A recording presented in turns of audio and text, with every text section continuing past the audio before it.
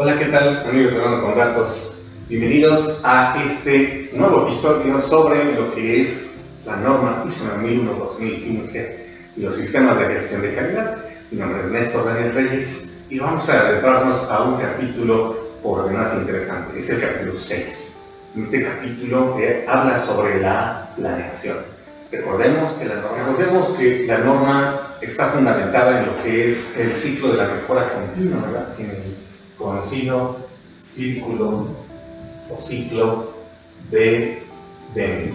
Entonces tenemos un capítulo que se dedica completamente a esto. Dice este capítulo 6, que es de planeación o planificación, como ustedes gusten llamarle. Y aquí tenemos de entrada cuestiones muy críticas que tenemos que cubrir para nuestro sistema de gestión. Acompáñenme.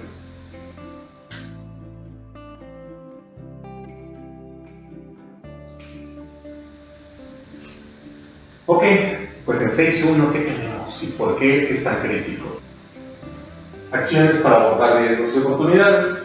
Fíjense que nos están pidiendo directamente las acciones, no tanto todo el análisis que tuviste que realizar. Sin embargo, para poder llegar de manera sana a qué acciones vas a tomar, pues tuviste que haber identificado riesgos, ¿no? Los tuviste que haber analizado, evaluado y finalmente decidir cómo tratarlos, que es precisamente lo que nos pide la norma. ¿Cuáles son esas acciones para abordar esos riesgos y oportunidades? Una cosa bien importante que nos pide, y aquí es donde se liga con 4.1 y 4.2, es que tomemos en cuenta el contexto en el que estamos, además de las necesidades y expectativas de las partes interesadas. Eso es muy importante para que funcione de manera adecuada este inciso 6.1. Después de los incisos, 6.2 nos habla de lo que es los objetivos de calidad.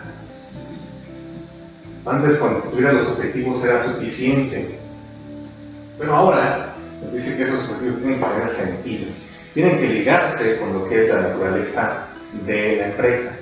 Y además, algo bien importante, nos va a pedir el plan para alcanzar los objetivos. Bueno, ya con esto nos dijo todo. La norma está enfocada realmente a ver cómo le vas a hacer para que eso que viste que querías alcanzar, lo vas a alcanzar.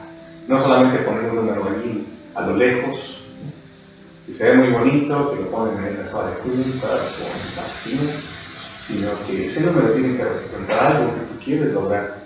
Y para que lo logres, ¿cuál es el plan? ¿Qué vas a hacer? Y por último, en este capítulo 6 nos habla de lo que es la planeación para los cambios.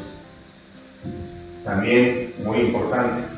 Y es muy común encontrar dentro de las empresas, dentro de las organizaciones en general, que hacemos cambios, movemos, ¿sí?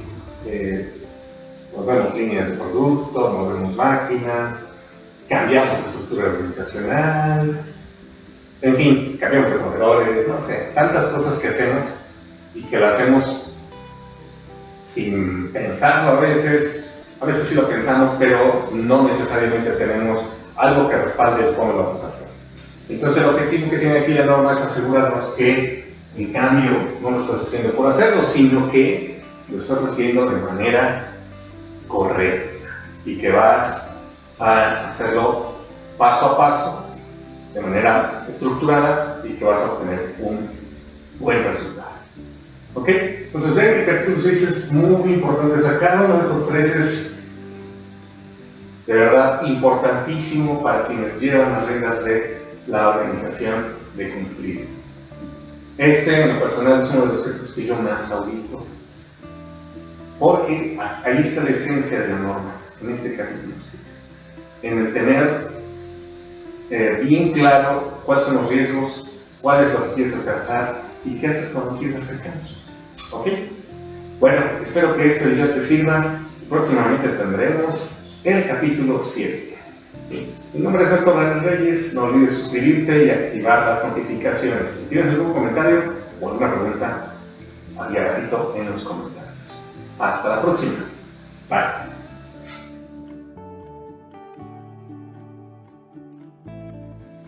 no se dio nada. No se da.